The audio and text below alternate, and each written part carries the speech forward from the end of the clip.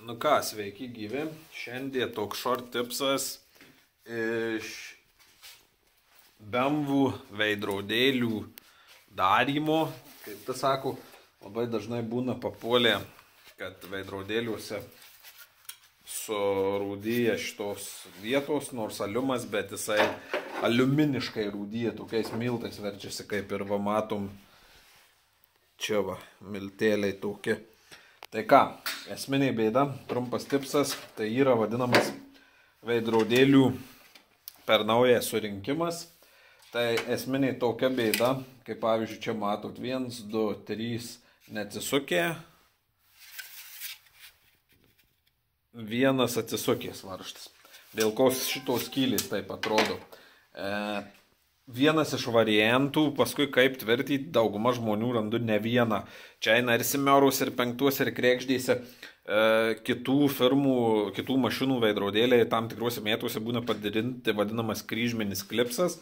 Tai reiškia, kai dėdasi nugarinė veidrodėlio dalis, įsispaudžia ir prasilenkiant susikabina su priekinė veidrodėlio dalis. Arba atskiras klipsinimas, kai užsispaudžia priekiniai dalis ir galiniai dalis ant savo klipsų.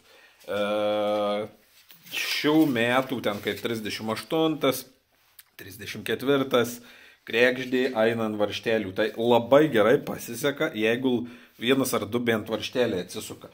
Tai tada gal klyje ir sprendimas, jeigu tu du varžtus gali prisukti, likusiai dalį ant klyjų. Aš darau, jeigu neatsisuka, tokį variantą.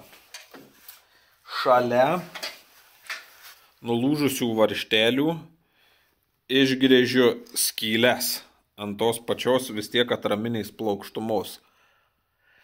Ir paskui persižymėjęs uždėjęs dangtelį, ten kur reikia, išgrėžiu naujai skylės. O paskui du variantai, kaip tu prifiksuoji.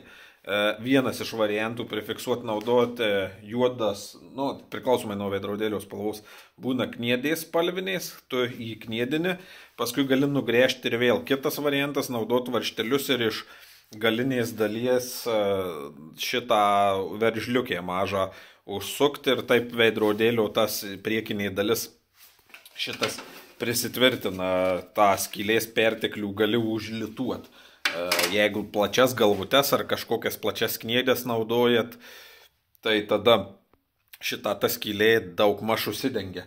Tai bet kiti iš vis irgi perlituoja tą plastiką, persriegia aliuminį sriegį ir įsuka. Tai šito varianto nenaudočiau, nes visą vėl eilė metų praeis, reikės atsukinėti ir tie bus prie aliuminio varžtai, jie bus pripužoję. Kniedė, kas nugrėši, iškalsi ir tą skylę galėsi vėl per naują panaudoti. Tai va, toks trumpas tipsas.